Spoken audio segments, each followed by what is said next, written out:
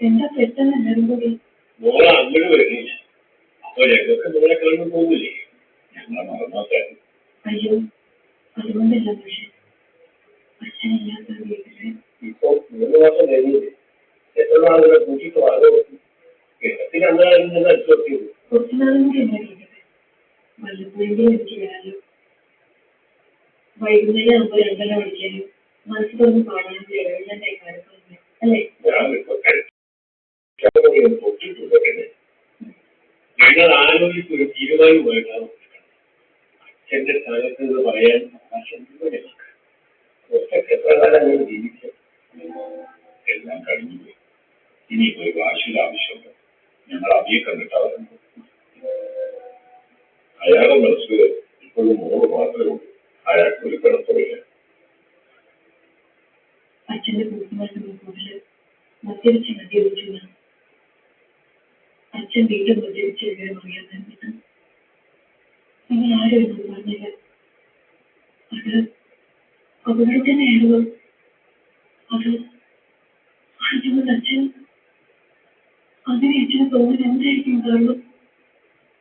എല്ലാം കഴിഞ്ഞു പോയി എത്ര പറഞ്ഞാലും എന്റെ മനസ്സിൽ നമ്മൾ പോയി വേണ്ട, നമുക്കത് വേണ്ട, വേണ്ടാന്ന് തീരുമാനിച്ചത്.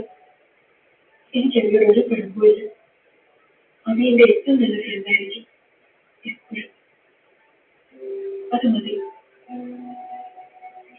ഞാൻ ഒറ്റയ്ക്കാവുന്ന വിഷമമാണെങ്കിൽ ആൾക്കാർ അച്ഛന്റെ സ്ഥാനത്ത് നിന്ന് വേറെ ആരെ വേണമെങ്കിലും ആലോചിച്ചു.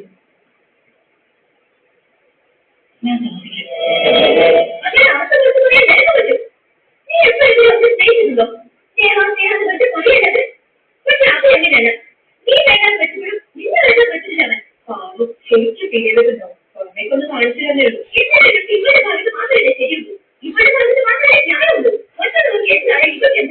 ഇന്നലെ പക്ഷെ ഒന്നും പറയാതെ പോയെങ്കിലും ഇന്ന് രാവിലെ അവർ ചിത്രം കഴിച്ചത്.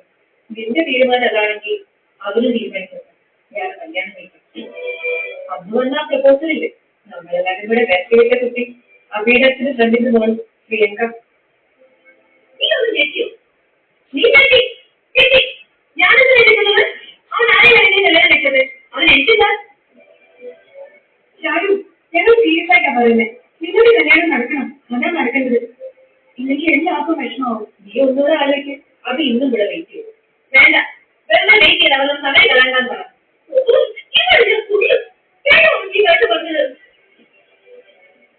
എന്താണ് ലാസ്റ്റ് ചാൻസ് ആണ്.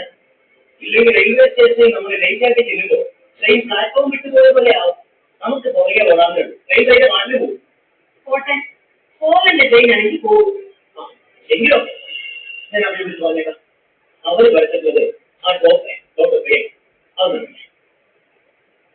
ആ കൂട്ടത്തിലൊരു കാര്യം ഞങ്ങൾ കല്യാണം ഇനി പേരത്തെ വെച്ച് താമസിക്കുന്നു അല്ലോ. അതെ, അമ്മച്ചി അമ്മാമ്മയായിട്ട് ആലോചിച്ച് ഒരു ഡേറ്റ് വെച്ചു. അതാണ് ഇതിനൊരു പാട്ടുള്ള ഐഡിയ വന്നു. അതാണ് എന്റെ അഭിപ്രായം. അമ്മയ്ക്ക് പ്രപ്പോസൽ കൊണ്ട് ഫാമിലി എന്നെ തീർച്ചയായിട്ടും അപ്പൊ മാരേജ് എടുക്കുന്നത് അതേ അപ്പം ഉല്ലാസത്തിലേക്കാണ്. അതിലിപ്പം അന്ന് അവിടെ വെച്ചിട്ട് നമ്മളെ കല്യാണം നടത്താമെന്ന് പാട്ട് പറയുന്നു. ചെന്നൈയിലല്ലേ വേളാങ്കണ്ണി പള്ളിയിൽ. അതായത് വലുതാണ് വേളാങ്കണ്ണി എടുത്തതാണ്. ഏകദേശം വേളാങ്കണ്ണി പള്ളിയിൽ വെച്ച് കെട്ടിടക്കാന്ന് പറഞ്ഞാൽ അതിൽ ഭാഗ്യമില്ല. പിന്നെ വേളാങ്കണ്ണി പോകുന്നത് അമ്മയ്ക്ക് നിർത്തി. അപ്പൊ അത് നടക്കും.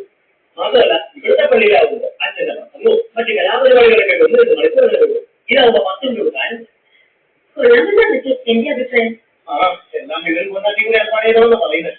ആ നമ്മളെല്ലാവരും വീട്ടിൽ ഇവര് വീട്ടിൽ അന്ന് അവിടെ തന്നെ പിറ്റേന്ന് രാവിലെ വേളാങ്കണ്ണി പള്ളിയിൽ നമ്മളെ അവിടെ ഇന്നലെ ചെന്നു. അവിടെ ഏതാണ്ട് തിരുവാങ്കൂർ പോയി. ആ അന്ന് നീ അക്കാമുള്ളവർക്ക് കൂടി താടി എത്തിത്തരാം. ആമ അതുതാ ഇല്ല കൊണ്ടുപോയിട്ട് അത് എങ്ങനെ ഏർപ്പാടാക്കുമോ അല്ലേ? അതെ, അപ്പോ നമുക്കത് തീരുമാനിക്കാം. നമ്മൾ തീരുമാനിച്ചാലല്ലേ അഭി സമ്മതിക്കണ്ടേ? ഷാരൂര് തീരുമാനത്തിൽ മാറ്റമില്ലെങ്കിൽ അഭയ്ക്ക് സമ്മതമെന്നാ പറഞ്ഞത്. ലാസ്റ്റ് മിനിറ്റാ ഞങ്ങൾ എന്താ ചെയ്യണ്ടേ? ആലോചിച്ച് ഇനി ഒരു ദിവസം കൂടെ ഉള്ളൂ ആലോചിക്കാൻ.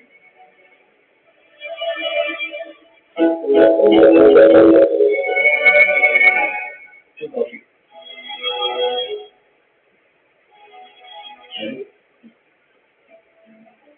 കോഫി